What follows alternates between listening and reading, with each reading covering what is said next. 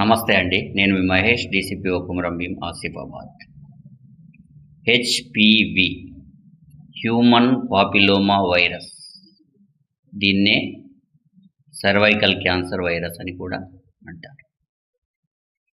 ఇది ఫ్యూచర్లో రాకుండా ఉండడానికి శరీరంలో దాన్ని ఎదుర్కొనే రోగనిరోధక శక్తిని డెవలప్ చేయడం కోసం 14-15 సంవత్సరాలలోపు అమ్మాయిలందరికీ, అంటే అడోలసెంట్ గర్ల్స్కి ఈ వ్యాక్సిన్ని ప్రభుత్వం ఉచితంగా పంపిణీ చేయడానికి ఏర్పాట్లు చేసింది.